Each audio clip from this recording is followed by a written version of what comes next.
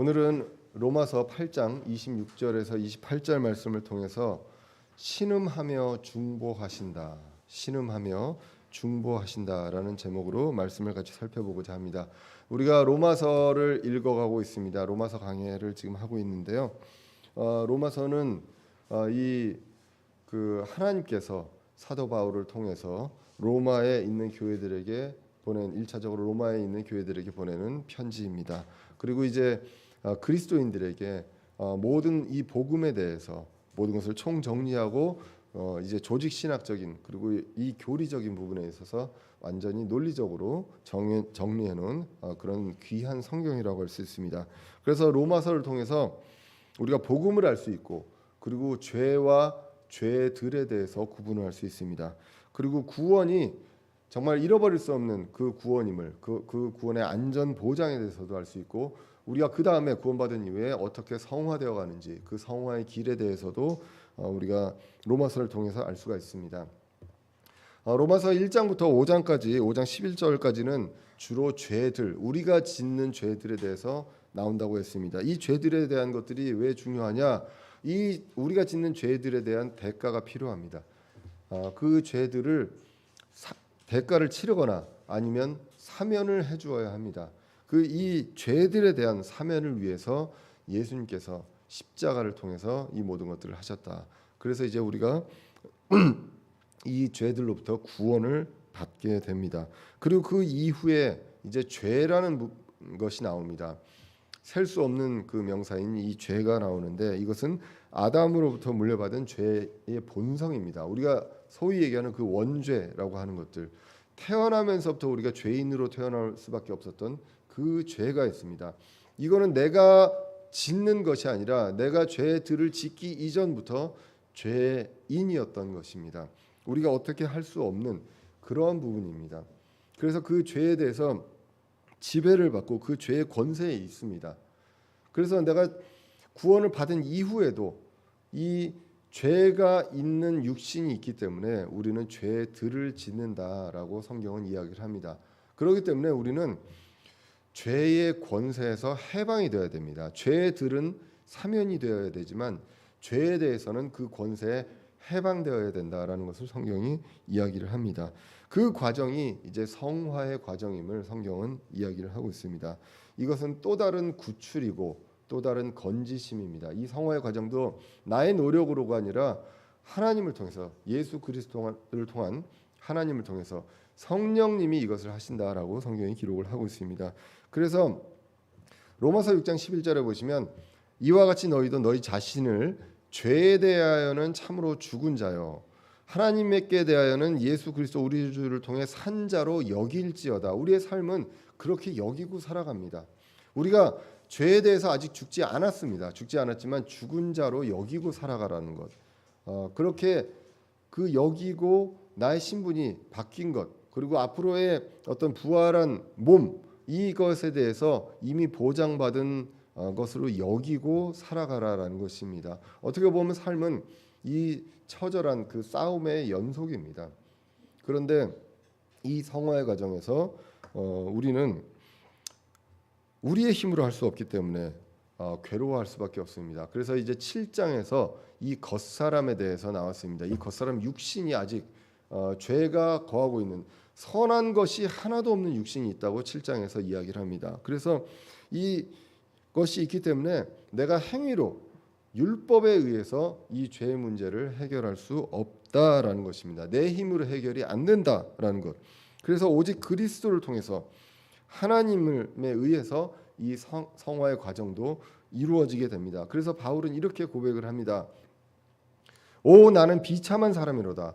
바울이 자신을 나는 비참한 사람이다. 이 사망의 몸에서 누가 나를 건져내라.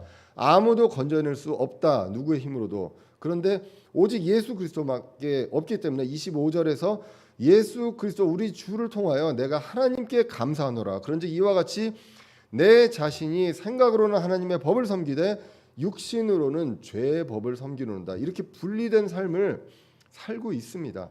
그렇기 때문에 늘 괴롭습니다. 나는 구원을 받은 사람이고 하나님의 자녀임에도 불구하고 매일매일 내가 사는 삶을 보면 괴롭고 비참할 수밖에 없다. 그런데 그 비참함 속에서 내가 해결할 수 없는 나를 발견합니다. 그리고 하나님께서 이걸 해결해 주신다는 것을 알기 때문에 하나님을 바라보면서 우리는 감사할 수 있다. 내 모습을 보면 비참하지만 하나님을 보고 우리가 감사할 수밖에 없다. 이 내용을 이제 7장에서 이야기를 하고 있습니다. 그리고 이제 8장으로 넘어옵니다. 로마서가 우리에게 굉장히 귀한 복음의 그 서신입니다. 그리고 로마서 8장이 또 로마서의 정수라고 이야기를 합니다. 모든 복음 교리를 설명하고 있습니다. 그리고 이제 로마서 8장의 특징이 무엇이냐? 성령님에 대해서 굉장히 많이 언급을 하고 있다는 것. 그 전에 성령님 거의 안 나오다가 8장에서 이제 성령님의 역사하심이 나오게 됩니다. 우리가 크리스찬으로 살아갈 때 성화되는 삶을 살고 늘 이기는 삶을 살 때 우리와 함께 하시는 분이 누구시냐? 바로 성령 하나님이시기 때문입니다. 그래서 성령님의 사역을 강조하면서 성령님이 인도하십니다. 그래서 우리는 성령을 따르는 존재다라고 이야기를 하고 있고 성령님께서 증언하십니다. 우리가 하나님의 자녀임을 증언하고 있다라고 이야기를 합니다. 그리고 성령님께서 중보하신다라고 우리 로마서 8장에서 이야기를 합니다. 그래서 로마서 8장 1절에서 보시면 우리는 성령을 따라 걷는 존재다라는 것입니다. 우리는 새로운 사람입니다. 그렇기 때문에 결코 정죄를 받지 않습니다. 더 이상. 그래서 결코 정죄함이 없다고 이야기를 합니다. 어떤 일을 통해서 어떤 사건을 통해서 이렇게 되었습니까? 그것이 로마서 8장 3절에 기록이 됩니다. 율법이 육신으로 말미암아 연약하여 능히 하지 못하는 것. 우리가 육신이 너무 연약합니다. 오늘 찬양에서 계속 우리가 연약하다는 것이 강조되어 왔습니다. 연약해서 능히 할 수 없습니다. 그렇게 못하는 것을 하나님께서 하셨다는 것입니다. 그런데 하나님께서 어떻게 하셨느냐? 곧 자신의 아들 하나님을 죄 많은 육신의 모양으로 보내셨습니다. 우리와 동일한 형상으로 죄 많은 육신의 모양으로, 죄가 없는데 모양은 죄 많은 육신의 모양으로 아들을 보내셨습니다. 그리고 또 죄로 인하여 저와 여러분들의 죄로 인하여 그분의 육신 안에서 아들 예수님의 육신 안에서 죄를 정죄하셨습니다. 우리가 정죄받아야 되는데 그분 육신 안에서 그 죄를 전가하시고 그리고 정죄하셨다라고 이야기를 하고 있습니다. 그래서 우리 대신 정죄를 받으신 분이 바로 예수 그리스도십니다. 그리고 무엇을 하셨냐? 4절에 보면 성령을 따라 걷는 우리 안에서 율법의 의가 성취되게 하려 하십니다라고 얘기합니다. 원래 우리 안에서 정죄가 이루어져야 합니다. 근데 우리 안에서 이루어져야 할 정죄를 예수님의 육신 안에서 정죄를 이루시고 대신에 우리 안에서는 의가 성취되게 하려 하십니다. 이것을 통해서 우리는 이제 성령을 따르는 존재가 되었고 결코 정죄함이 없느니라라고 8장 1절에서 이야기를 하고 있습니다. 이렇게 우리는 빚진 자가 되었다고 로마서 8장에서 이야기합니다. 그런데 육신에게서 빚진 자가 아니라 그리스도에게 빚진 자가 되었습니다. 왜? 그리스도가 이 모든 것들을 해주셨기 때문에 예수 그리스도에게 빚진 자가 되었습니다. 근데 예수님께서 빚진 것을 나에게 갚아라가 아니라 어떻게 하라고 하셨습니까? 성령을 따라 살아라라고 이야기를 했다는 것입니다. 그래서 그 빚진 자로서 예수님께서 원하시는 바를 하게 됩니다. 그것이 바로 성령을 따르는 그렇게 사는 것이라고 이야기를 하게 됩니다. 그렇게만 해도 우리는 너무나도 감사합니다. 그렇게만 해도 너무 감사한데 거기서 더 나아가서 우리를 양자 삼으셨다라고 로마서 8장에서 이야기를 하고 있는 것입니다. 그래서 로마서 8장 15절에 보시면 너희는 다시 두려움에 이르는 속박의 영을 받지 아니하고 양자 삼으시는 영을 받았느니라. 우리는 원래 두려움에 이르는 속박에 있는 사람이었습니다. 그런데 다시 그쪽으로 가지 말고 이제는 양자 삼으시는 영을 우리가 받았다라고 이야기합니다. 이미 우리는 받았습니다. 그래서 그분을 힘입어, 그분은 여기서 성령님입니다. 성령님을 힘입어 우리가 아바 아버지라고 부르짖느니라라고 얘기합니다. 우리가 기도할 때 하나님 아버지라고 얘기합니다. 그것은 여러분들의 의지로 여러분들이 성경을 많이 배우고 성경을 많이 알아서가 아니라 성경은 말씀합니다. 성령님을 통해서 우리가 아바 아버지라고 부를 수 있다. 아빠라고 부를 수 있다라고 이야기합니다. 그것이 여러분들이 하나님 아버지라고 기도할 때 부를 수 있는 것이 무엇이냐?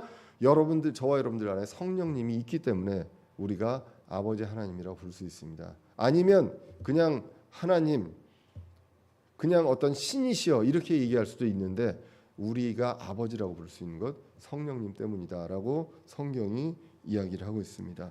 자, 그래서 우리가 이렇게 양자 삼고 이제 양자가 되었는데 더 놀라운 것은 양자와 친자가 구별이 없다는 것입니다. 보통 양자는 서자잖아요. 그런데 친자와 구별이 없다. 어떻게 얘기합니까? 그리스도와 공동 상속자라고 이야기합니다. 그래서 모든 것을 똑같이 상속을 받습니다. 모든 것을 받습니다. 그래서 고난과 영광을 받습니다. 이 세상에서 예수님께서 고난 받으셨던 것처럼 우리도 이 현 세상에서 고난을 받습니다. 그런데 18절에 보시면 현 시대의 고난은 나타날 영광과는 비교할 수도 없다고 얘기합니다. 지금 예수 그리스도께서 이제 부활 승천에서 받는 그 영광, 우리도 그런 것들처럼 현 세상에서 받는 그 영광과는 비교할 수도 없는 그런 영광을 받을 것이다. 그런데 지금 이 시대는 우리가 이 세계에서는 고난을 받을 수밖에 없습니다. 그 고난을 받기 때문에 우리는 신음한다고 성경이 이야기합니다. 우리뿐만 아니라 창조 세계 모두가 다 신음하고 있다라고 이야기를 합니다. 그러면서 산고의 고통을 앓고 있다고 합니다. 해산, 이제 아기를 낳기 전에 그 고통, 그 고통을 앓고 있다고 합니다. 그래서 이제 아기가 태어나는 그 축복과 그 놀라운 그 축복이 있는 그 시간이 다가오면 다가올수록 고통이 더 심해진다는 것입니다. 이 부분에 대해서 저는 100% 공감을 못합니다. 제가 아기를 낳아보지 못했기 때문에.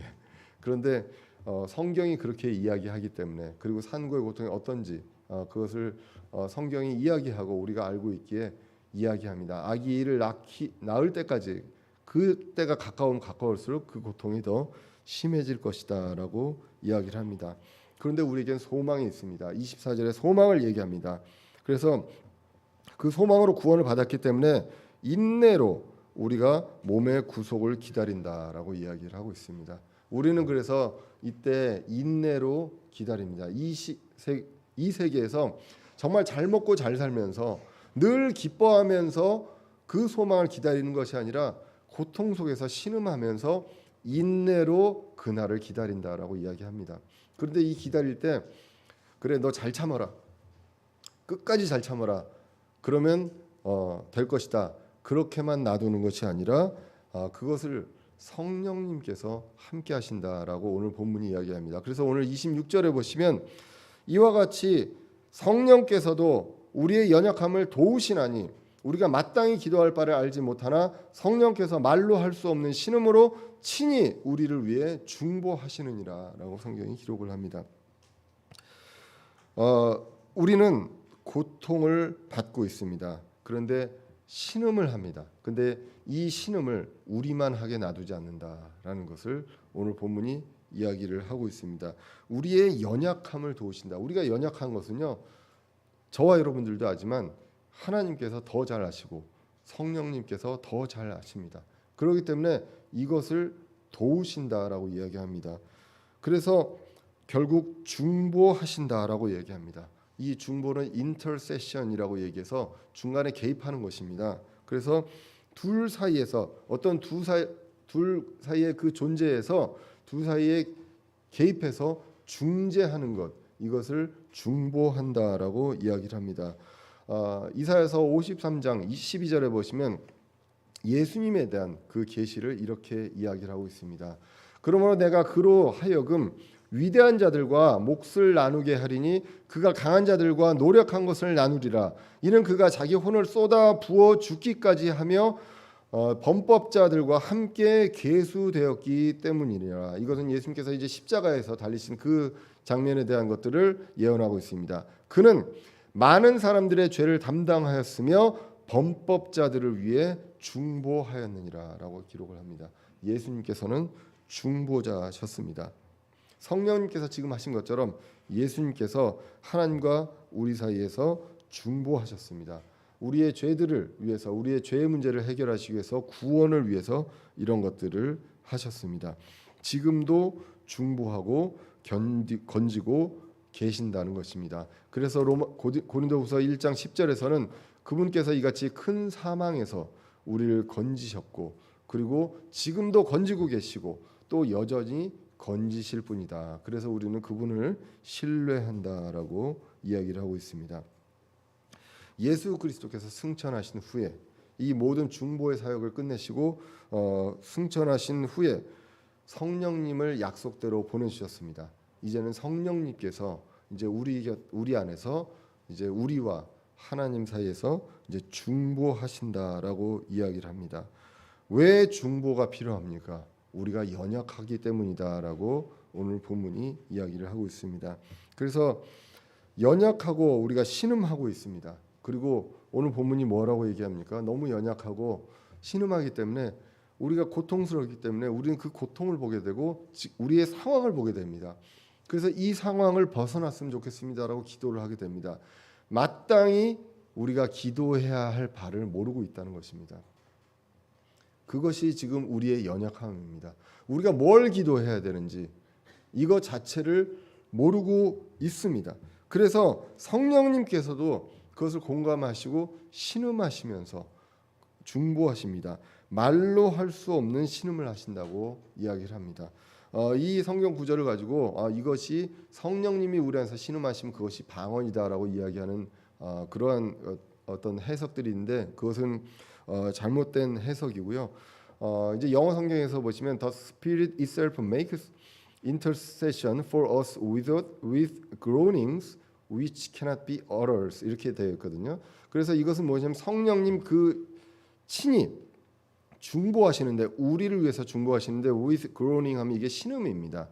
그래서 신음과 함께 중보하시는데 그 신음을 어떻게 하시냐면 cannot be uttered라고 하는 것은 입 밖으로 내는 것입니다. 그래서 입 밖으로 낼 수 없는 신음입니다. 그러니까 성령님께서 신음을 하시는데 창조 세계나 우리는 신음을 합니다. 신음할 때 소리가 나지 않습니까? 우리는 신음할 때 소리를 냅니다. 성령님은 신음할 때 소리를 내시지 않습니다. 그러면 소리를 안 내는 방언이 어디 있습니까?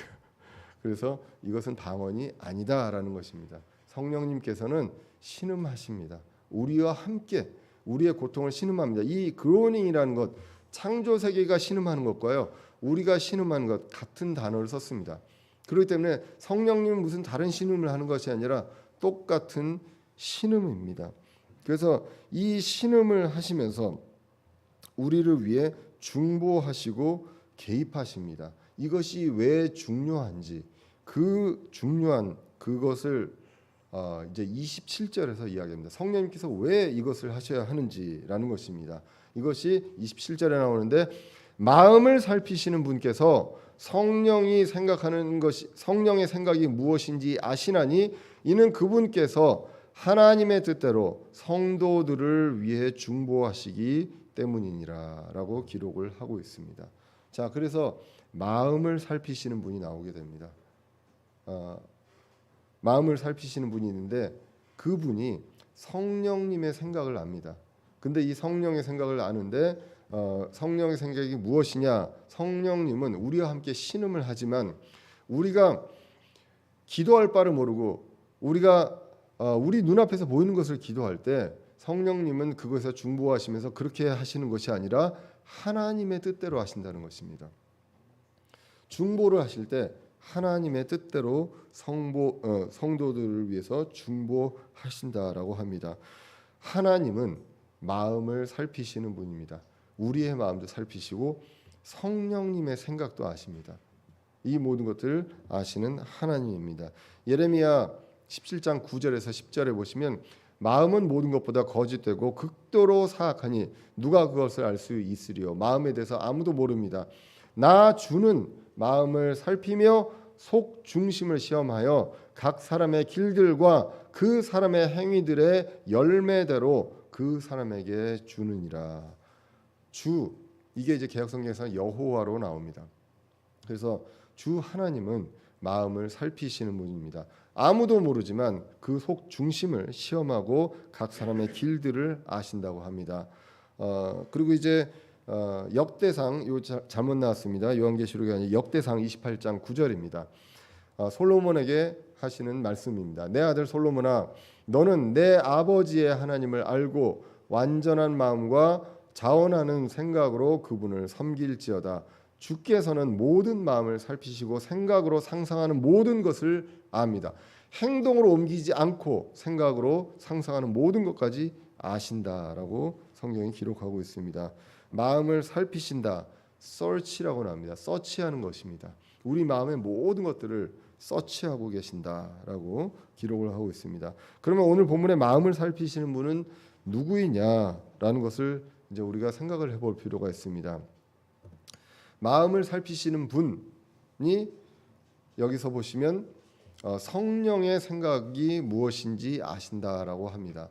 그래서 하나님일 수도 있습니다. 하나님일 수도 있고, 그런데 또 그분이 하나님의 뜻대로 성도들을 위해서 중보하신다고 합니다. 성령님도 하나님의 뜻대로 중보하시는데 또 중보하시는 분이 또 있습니다. 아까 성령님께서 친히 할 때는 itself라고 해서 성령에 대해서, 성령의 어떤 사역을 얘기할 때는 중성명사로 봤거든요. 그래서 it시로 받았는데 이번에 분은 he로 받습니다. 그래서 이 부분에 대해서 물론 이제 하나님으로 이제 생각을 해도 되고요. 그런 여러 가지 것들이 있을 수 있지만 이제 그 부분에 대해서는 이게 순서가 좀 잘못된 것 같습니다. 순서가 로마서 8장 34절입니다. 로마서 8장 34절에 보시면 누가 정죄하리요? 죽으신 분은 그리스도시요 참으로 다시 일어나신 분도 그리스도시니 그분께서는 바로 하나님의 오른편에 계시며 또한 우리를 위해 중보하시느니라. 지금도 하나님의 뜻대로 중보하시는 분이 또 한 분 계십니다. 예수님이십니다. 로마서 8장 34절에 나와 있는 것처럼. 그래서 마음을 성령님도 살피시고 예수님도 우리의 마음을 살피시고 하나님도 우리의 마음을 살피십니다. 성령님은 우리와 함께 신음하시면서 중보하십니다. 그런데 그 중보하시는 것이 하나님의 뜻대로 하신다는 것, 그것을 로마서 8장 27절에서 이제 기록을 하고 있습니다. 그러면서 이제 우리는 성경은 이야기합니다. 우리도 중보해야 합니다. 성도들도 중보해야 합니다. 디모데전서 2장 1절에 보시면 그러므로 내가 권면하노니 무엇보다 먼저 모든 사람을 위하여 간구와 기도와 중보와 감사를 드리되라고 이야기를 하고 있습니다. 아까도 말씀드렸지만 중보에서 중요한 것, 두 사람의 어떤 관계가 있을 때 중요한 것, 그냥 그 자리에서 개입을 해가지고 서로 화해시키고 이쪽도 잘못했고 저쪽도 잘못했는데 서로 사과하고 화해라, 이런 중보가 아니라는 것입니다. 하나님의 뜻대로 중보하고 우리를 위해서 중보하시는 그 성령님의 중보의 원리를 우리도 알고 우리도 그렇게 중보해야 한다는 것입니다. 기계적으로 균형을 맞추는 것이 아니라 하나님의 뜻대로 성도들을 위해서 중보해야 합니다. 우리는 어떻습니까? 하나님의 뜻대로 우리의 지체들을 위해서 중보해야 한다라고 성경이 기록을 하고 있습니다.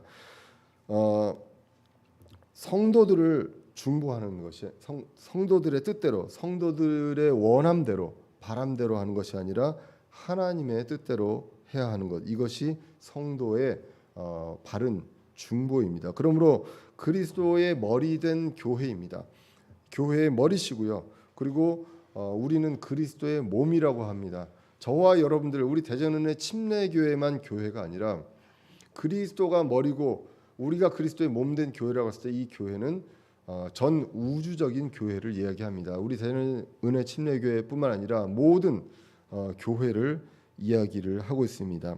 이 우주적인 교회, 그리스도의 몸을 이루고 있는 각각의 저와 여러분들의 교회에 대한 내용은 제가 그 단체 톡방에서도 한번 소개를 드린 적이 있는데, 우리 김대진 형제님의 그 유튜브 사이트에서 얼마 전에 이제 올라온 그 교회를 떠나는 문제에 대해서라는 거. 근데 제목이 교회를 떠나는 문제인데요. 그거가 중요한 게 아니라 거기서 이제 교회의 정의에 대해서 나온 게 있습니다. 이 교회 저희가 지역 교회도 있지만 전체 이 우주적인 교회에 대한 내용이 있거든요. 그 부분을 살펴보시면 굉장히 잘 정리를 해놨습니다. 유튜브 사이트는 K 바이블이고요. 구독, 좋아요, 알림 설정을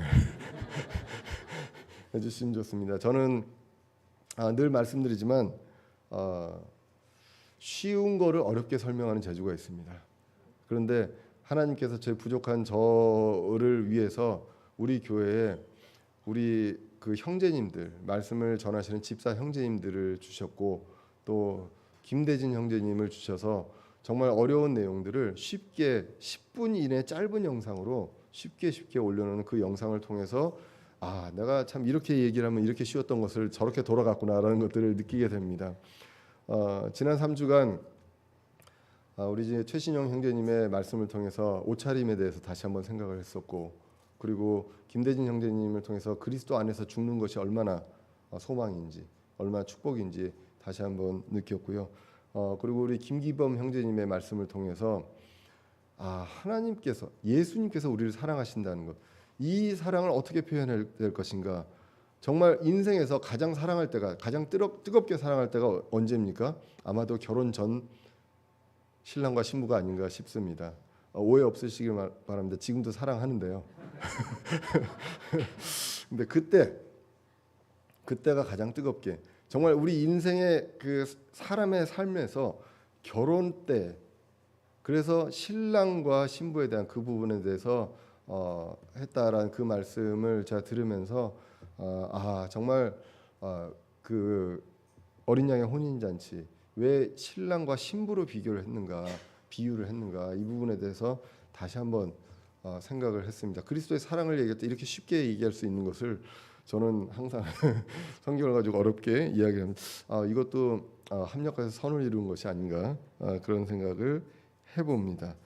자, 그래서 이렇게 우리 교회뿐만 아니라 우리 교회 밖에 있는 그 하나님의 교회, 그리스도의 몸된 지체들을 위해서도 우리는 누구에게나 중보해야 한다는 것. 우리 교회에 출석하는 분뿐만 아니라 그렇지 않은 분들에게도 우리는 하나님의 뜻대로, 그들을 위해서 하나님의 뜻대로 중보해야 하는 그러한 사명을 성령님을 통해서 우리가 이제 보게 된다는 것입니다.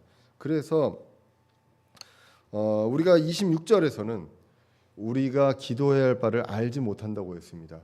그런데 이 성령님의 중보를 통해서 우리는 알 수 있는 것이 있다라고 28절에서 기록을 합니다. 우리가 알거니와 하나님을 사랑하는 자들, 곧 그분의 목적에 따라 부르심을 받은 자들에게는 모든 것이 합력하여 선을 이루느니라. 우리는 이 사실을 안다는 것입니다. 마땅히 기도해야 할 바를 모릅니다. 우리가 당장 내일 무슨 일이 닥치고 갑자기 지금 다치고 사고가 나고 이럴 때, 우리가 위기에 빠졌을 때 그 이 위기에서 나오게 해주세요. 아픈 것들이 해결되게 해주세요. 이 문제가 해결되게 해주십시오라고 기도할 수 있습니다. 그런데 그 기도가 하나님의 뜻대로 하는 기도가 아닐 수 있습니다. 그런데 이 부분에 대해서 성령님께서 우리와 함께 신음하시고, 그리고 우리를 위해서 하나님의 뜻대로 중보하시기 때문에 우리가 마땅히 기도할 바를 몰라도 우리는 안다는 것입니다. 무엇을 아느냐? 모든 것이 합력하여서 선을 이룬다는 것을 압니다. 우리가 누구입니까? 여기서 나오는 것처럼 하나님을 사랑하는 자들이라고 얘기합니다. 우리는 하나님을 사랑하는 자들입니다. 그런데 그 이전에, 우리가 하나님을 사랑하기 전에 성경은 무엇을 얘기합니까? 그분의 목적에 따라 부르심을 받은 자들이라고 얘기합니다. 우리는 그분의 목적에 따라 부르심을 받은 자들입니다. 우리 한 사람 한 사람이 행복하고 잘 살자고 하나님께서 부르신 것이 아니라 하나님의 목적에 따라 우리를 부르셔서 이제는 우리가 하나님을 사랑하는 그러한 사람들이 되었다라고 기록을 하고 있습니다. 디모데후서 1장 9절에 보시면 그분께서 우리를 구원하시고 거룩한 부르심으로 부르셨습니다. 부르신 것은 우리의 행위에 따른 것이 아닙니다. 우리가 잘해서, 우리가 어떤 능력이 있어서, 우리가 다른 사람들보다 똑똑해서, 그것이 아니라 자신의 목적과 은혜에 따른 것이다. 하나님의 목적과 은혜에 따른 것이다 라고 성경이 기록을 하고 있습니다. 그래서 그리스도의 몸을 이루고 있는 저와 여러분들의 교회가 각자가 하나님의 목적에 따라 부르심을 받은 자들이다라는 것입니다. 고린도전서 1장 1절과 2절에 교회의 정의가 나옵니다.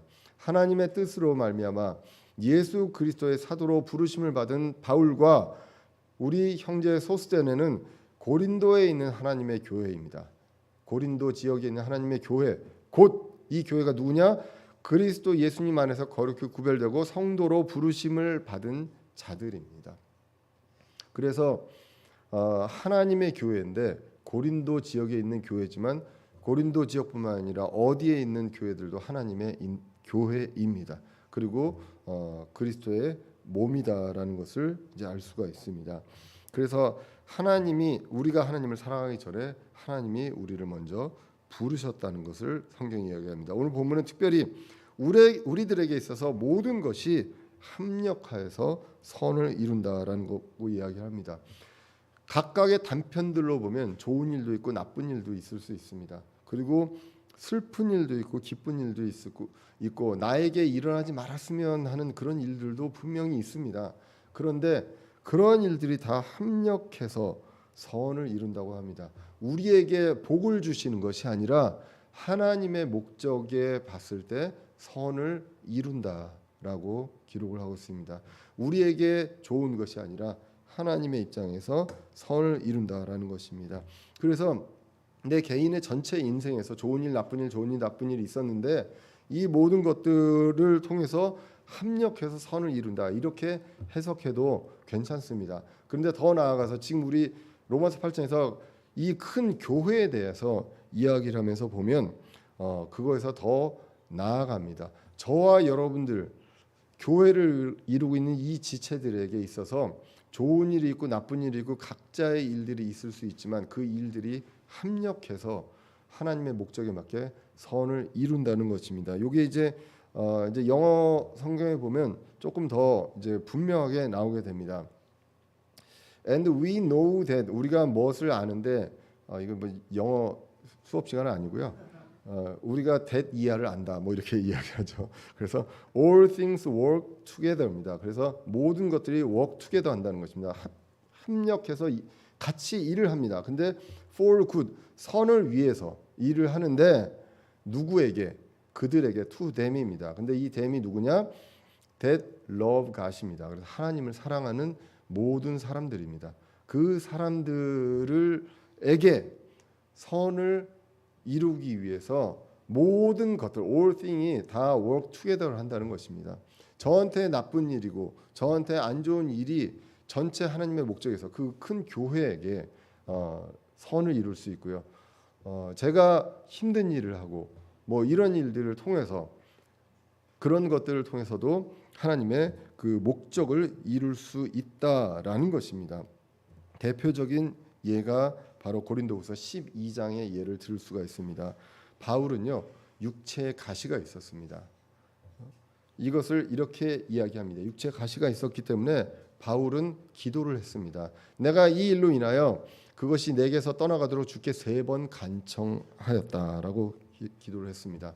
자, 결과적으로 봤을 때 누구나 이렇게 기도할 수 있죠. 아픈 것이 있으면 낫게 해주십시오라고 기도할 수 있습니다. 그런데 그 기도가 하나님의 뜻대로 하는 간구가 아니었다는 것입니다.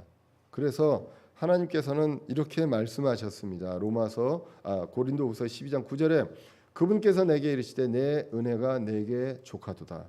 나의 강한 능력은 약한 데서 완전해지느니라. 하나님의 강한 능력은 약한 데서 완전해진다. 그 사람의 약함 속에서 하나님의 강함이 드러난다고 하셨다고 합니다. 그러므로 내가 오히려 크게 기뻐하며 나의 연약한 것들을 자랑하리니 이것은 그리스도의 권능이 내 위에 머무르게 하려 함이라. 바울이 약했을 때 하나님의 권능이 머무른다는 것입니다. 그래서 바울이 약함을 통해서 하나님의 강한 능력이 드러나기 때문에 지금 그걸로 족하다라고 하나님이 답을 하셨다는 것입니다. 바울은 고통하면서 신음했을 것입니다. 마땅히 기도할 바를 알지 못하였습니다. 그래서 하나님의 뜻과 상관없이 3번 간청했습니다. 성령님께서 말로 할 수 없는 신음으로 함께 중보하셨습니다. 하나님의 뜻대로 중보하셨습니다. 이제 바울은 알게 되었습니다. 모든 것이 합력하여서 선을 이룬다는 것을 바울은 알게 되었습니다. 그래서 고린도서 12장 8절 9절을 읽었는데 그 앞절 7절에서 바울은 이렇게 고백합니다. 바울은 고린도서 12장에 보시면 셋째 하늘까지 다녀왔습니다. 그 정도였기 때문에 이 계시들이 넘칩니다. 그래서 계시들이 넘침으로 말미암아 내가 분량 이상으로 높여지지 않게 하시려고 주께서 내게 육체 안에 가시 곧 사탄의 사자를 주사 나를 치게 하셨으니 이것은 내가 분량 이상으로 높여지지 않게 하려 함이라라고 기록합니다. 바울의 교만을 막고자 그렇게 하셨다. 바울을 통해 하시고자 하는 뜻이 있습니다. 그 목적을 위해서 선을 이루는 데 있어서 바울의 가시가 필요했고 이 가시를 통해서 합력하여서 하나님 입장에서 선을 이루신 것입니다. 바울 안에서가 아니더라도 이 바울의 사역을 통해서 바울의 고통과 신음이 합력해서 이 복음 사역과 이런 것들을 통해서 복음이 선포되고 날로 구원받은 사람이 늘어갈 수 있는 그러한 것들이 이루어지게 돼서 모두에게 선이 되는 그러한 일들이 일어날 수 있었다. 겸손이 있었습니다. 그것을 이제 통해서 하나님을 의지하게 되고 이 약함을 통해서 하나님의 권능이 드러나게 되고 복음을 선포하는 그 소명을 끝까지 죽는 날까지 그것을 할 수 있게끔 만든 그것이 이제 바울에게 있었습니다. 바울 개인적으로는 안 좋은 것이었지만 합력하여서 모두에게 선을 이루게 된다는 것입니다. 인생에 많은 오랜 기간 동안에 참 마음대로 되지 않는 것들이 많이 있습니다. 그 개인적으로는 우리 아까 이제 광고 시간에 했던 3명의 학생들 수능 만점 받았으면 좋겠습니다. 개인적인 바람입니다. 그런데 뜻대로 안 되는 것들이 너무 많이 있습니다.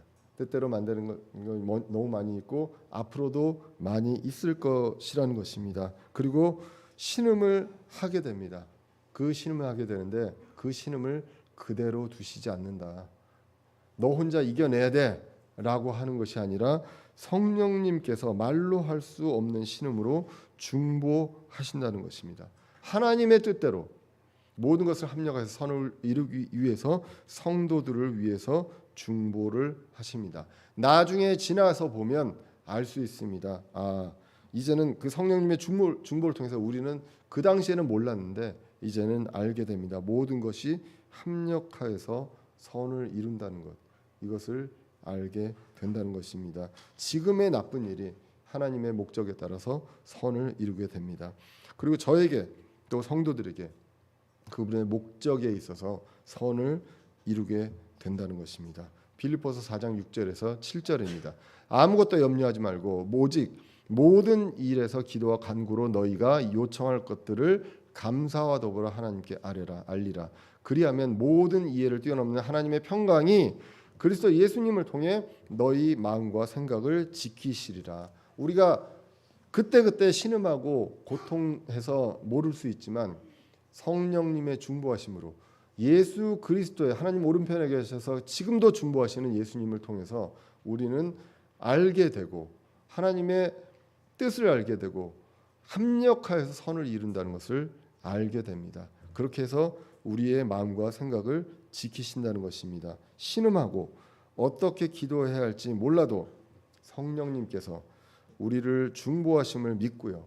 그리고 합력하여서 선을 이루심을 우리는 확신합니다. 주님께 감사와 더불어 우리는 아뢰면 됩니다. 그래서 그분을 의지하면서 주님 다시 오시는 날까지 우리의 마음을 잡고요.